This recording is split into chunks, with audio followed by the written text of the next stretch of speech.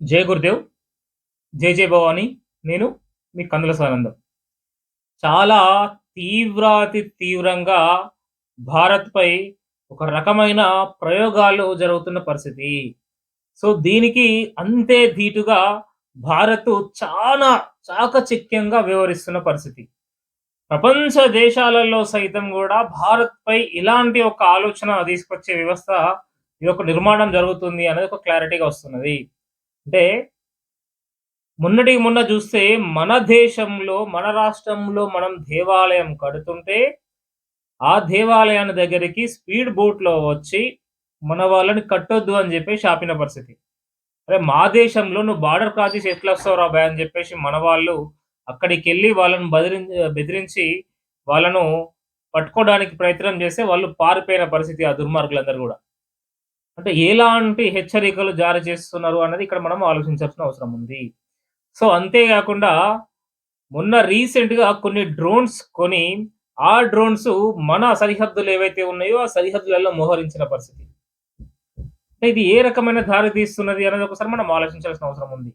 అంతే గాకుండా 15,000 మంది సైనికులని మన బార్డర్‌లో తీసుకొచ్చి పెట్టారు. ఎందుకోసం పెట్టడం జరిగింది 15,000 మంది సైనికులని? సో, దీనొకసారి మనం ఆలోచించాల్సిన అవసరం ఉంది. రకరకాల కొన్ని ప్రయోగాలు చేస్తున్న పరిస్థితి. బట్ ఎందుకోసమని ఈ వివక్ష అన్నది మనము చాలా డీప్‌గా దీని గురించి స్టడీ చేయాల్సిన అవసరం ఉంది.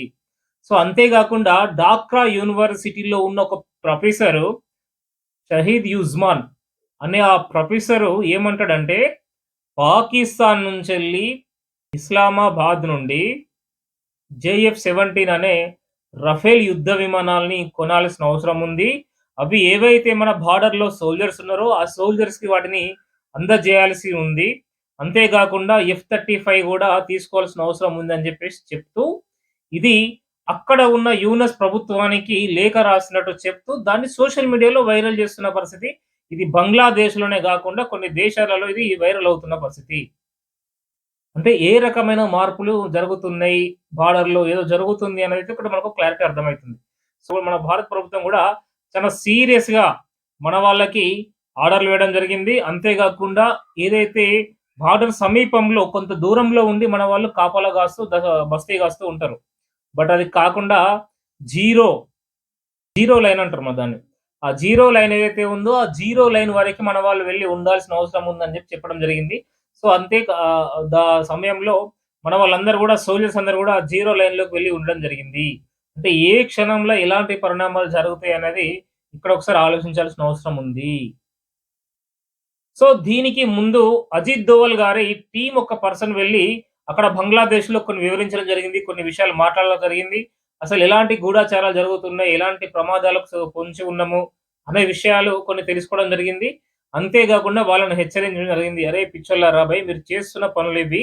మీరు మాకు ఏం తెలియదనుకుంటున్నారు. భారతదేశాలు చేసే కార్యకలాపాలు ఏవైతే ఉన్నాయో, ఈ కార్యకలాపాలన్నీ మీరు మాకు తెలియదని జెప్పేసి మీరు అనుకుంటున్నారు. అది మీరొక భ్రమలో ఉన్నారు. ఈ భ్రమ గాదురా భయ్! ఖచ్చితంగా ఇవన్నీ గూడా మా దృష్టిలో ఉన్నాయి. ప్రతిదీ మాకు తెలుసు. ఏ క్షణాలైనా జాగ్రత్తగా ఉండాల్సిన అవసరం ఉందని" జెప్పేసి తనక్కడ హెచ్చరించడం జరిగింది. సో, ఈ దిశగా కొన్ని పరిణామాలు జరుగుతున్న పరిస్థితి. సో, ఎప్పుడైతే మనము భారత్ నుండి వెళ్ళాల్సిన ఈ మనకు ఇటు సైడ్ నుంచి చూస్తే వెస్ట్ బెంగాల్ గాని, మణిపూర్ గాని, త్రిపుర గాని, ఆ చుట్టుపక్కల బార్డర్‌లు ఏవైతే ఉన్నాయో అన్ని వైద్య సంబంధించినయి అన్నీ గూడా నిలిపేయడం జరిగింది. హోటల్స్‌లలో లాడ్జ్‌లలో వాళ్ళెవ్వరు గూడా వాళ్ళకి నో ఎంట్రీ బోర్డ్స్ పెట్టడం జరిగింది మన వాళ్ళంతా. ఒక దిగ్బంధనం చేయడం జరిగింది బంగ్లాదేశ్‌ని ఇప్పుడు. సో, భారత్ ఒక నిర్ణయం తీసుకున్నదంటే ఇంకా నిర్ణయానికి కట్టుబడి ఉండాల్సిందే. ఈ చుట్టుపక్కల రాష్ట్రాలన్నీ గూడా. సో, అదే విధంగా మొత్తం దిగ్బంధనం జేయడం జరిగింది.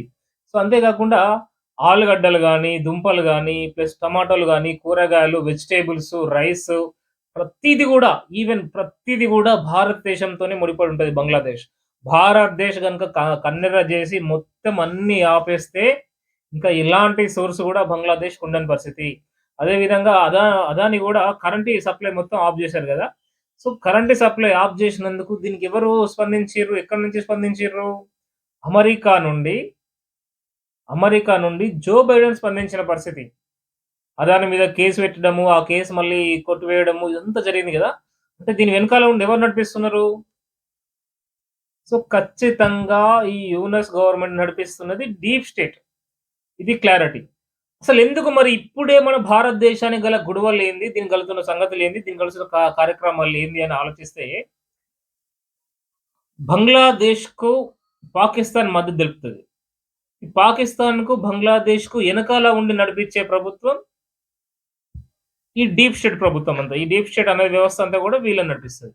అంటే ఒక రకమైన ఆలోచనతోని ఈ కార్యక్రమాలు జరుగుతున్నాయని అర్థం. అదే విధంగా రష్యాకును అక్కడ ఇజ్రాయెల్‌కి ఎలైతే గొడవలు జరుగుతున్నాయో, ఆ గొడవలు జరుగుతుంటే ఇటు పాకిస్తాన్ గాని, లేదంటే ఇండియా గాని, లేదంటే బంగ్లాదేశ్ గాని ఈ యుద్ధమాలు జరుగుతుంటే, యుద్ధమ సందర్భంలో, యుద్ధం వాతావరణం ఉన్న సందర్భంలో ఒక అధ్యక్షుడు చేంజ్ జేయడానికి వీలు లేదు. సో, అది రూల్ ఉంది గాబట్టి, ఇది తీసుకొచ్చి ఇక్కడ పెడితే ఇంకా వాడు కొద్ది రోజులు ఉండొచ్చు గాబట్టి జరుగుతున్న కార్యక్రమాలు ఇవన్నీ డీప్ స్టేట్ సంబంధించింది. ఎప్పుడైతే జనవరి 20 తర్వాత అధ్యక్షుడి మార్పు జరుగుతది గాబట్టి, ఆఫ్టర్ జనవరి 20 తర్వాత ఏం చేయలేని పరిస్థితి. ఎందుకంటే ట్రంప్ అక్కడ బాధ్యతలు తీసుకుంటాడు. ట్రంప్ బాధ్యతలు తీసుకుంటే ఈ యుద్ధాలన్నీ ఏముండవని జెప్పేసి ఆయన బహిరంగంగానే చెప్పడం జరిగింది. అంటే మెయిన్‌గా వీళ్ళ టార్గెట్ ఏందంటే యుద్ధం సంబంధించిన పరికరాలు అమ్మడమే కాకుండా, వాటిని అమ్ముతూ అక్కడక్కడ ఏవైతే సరిహద్దులున్నాయో సరిహద్దులలో చిచ్చులు పెట్టుకుంటూ వీళ్ళు దీన్ని క్యాచ్ జేసుకుంటున్న పరిస్థితి. యుద్ధాన్ని ఆపడమే కాకుండా ప్రేరేపిస్తూ వీళ్ళు కార్యక్రమాలు జేస్తున్న పరిస్థితి. సో, ఇలాంటి సిట్యుయేషన్‌లో ఇప్పుడు అది ఒక రకమైన సిట్యుయేషన్ అయితే, ఇప్పుడు ఇంకా ఏంటి?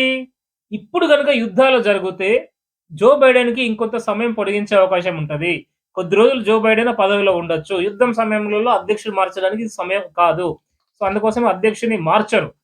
సో, ఇది దీని వెనకాల ఉన్న ప్రణాళిక అన్నమాట. సో, అందుకోసమే భారత్ కూడా చాలా చాకచక్యంగా వ్యవహరిస్తున్న పరిస్థితి. ఇక్కడ చాణక్య నీతితోని ముందడుగేస్తున్న పరిస్థితి.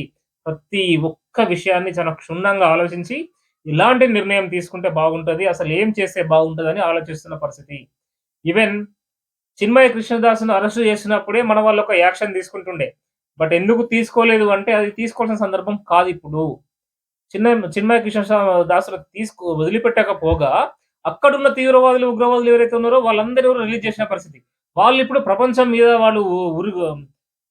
మీద పడి వాళ్ళు మొత్తము ఒక రకమైన విధ్వంసాలు సృష్టిస్తున్న పరిస్థితి. సో, దీన్ని బట్టి మనం ఆలోచించాలి. తీవ్రవాదులను రిలీజ్ చేసింది అంటే ప్రపంచానికి ఎలాంటి మెసేజ్ ఇస్తుంది బంగ్లాదేశు? సో, చాలా వరకి ఇప్పటికే పాకిస్తాన్‌కి చేరిపోయిర్రు వాళ్ళంతా. రేపటినాడు వాళ్ళు ఎలాంటి ఉన్మాదాలు సృష్టించే అవకాశం ఉంటది. ఇలాంటి వాతావరణం సృష్టించే అవకాశం ఉంటదని మనం ఆలోచించాల్సిన అవసరం ఉంది. సో, అంతేకాకుండా మొన్న రీసెంట్‌గా ఒక దేవాలయాన్ని ధ్వంసం జేసి, ఆ దేవాలయంలో ఉన్న పూజారిని తీసుకొచ్చి చితకబాది, అదే దేవాలయంలో వేలాడదీసిన పరిస్థితి. అంటే ఇలాంటి దుర్మార్గులు, ఎలాంటి క్రూరులు, ఇలాంటి క్రూరులను వదిలిపెట్టి, ఇలాంటి క్రూరులకు సపోర్ట్ చేస్తున్న బంగ్లాదేశ్‌ని, ఈ యూఎస్ గవర్నమెంట్‌ని మనం ఏమనాలి? ఏం చేయాలనేది ఒకసారి మనం ఆలోచించాల్సిన అవసరం ఉందిక్కడ.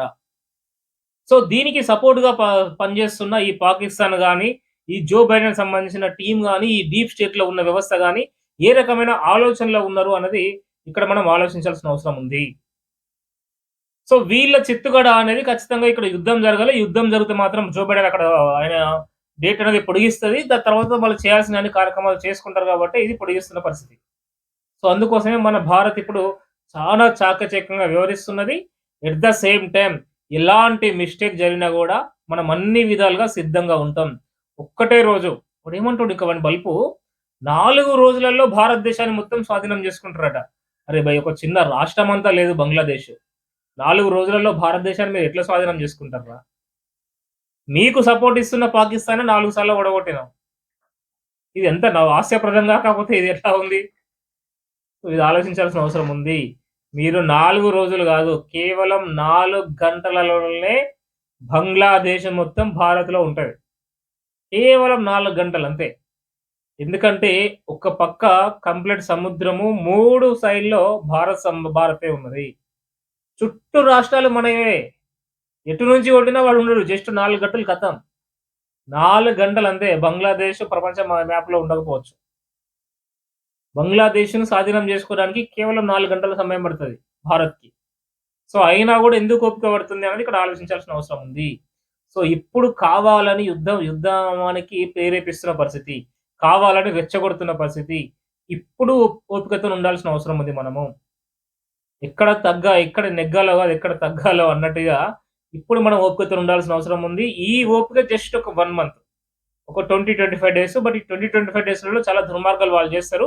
బట్ వాళ్ళకి అంతే సెక్యూరిటీగా మన భారత ప్రభుత్వం గూడా వాళ్ళకి నిలవాల్సిన అవసరం ఉంది అక్కడున్న హిందువులకి. సో, ఆ కార్యక్రమాలన్నీ ఆల్రెడీ జరుగుతున్నాయి. దేశం కోసం, ధర్మం కోసం ఆలోచించే వాళ్ళు మాత్రమే ఈ మన వీడియో ఇప్పటి వరకు జూస్తారు. సో, అదే విధంగా ధర్మం రక్షిత రక్షిత అన్నట్టుగా ఈ ఛానెల్‌ని సబ్స్క్రైబ్ జేయండి. ఇంకో 10 మందికి షేర్ జేయండి. ఈ వీడియోపై మీకేమనిపిస్తుంది? మీరు ఎన్నో వీడియోలు ఈ ఈ బంగ్లాదేశ్ విషయంలో చూసారు. సో, మీకేమనిపిస్తుంది? మీరు కింద మీ అమూల్యమైన అభిప్రాయాన్ని కింద కామెంట్‌లో తెలియజేయండి. దేశం కోసం, ధర్మం కోసం మనమందరం పనిచేయాల్సిన అవసరం ఉంది. ఇంకో 10 మందిని దేశభక్తులను తయారు చేయాల్సిన అవసరం ఉంది. మీరిచ్చే ఈ అర నిమిషం సమయం హైందవ సమాజానికి మేలు జరుగుతుంది. జై హింద్, జై భారత్. నేను మీ కందుల సదానందం.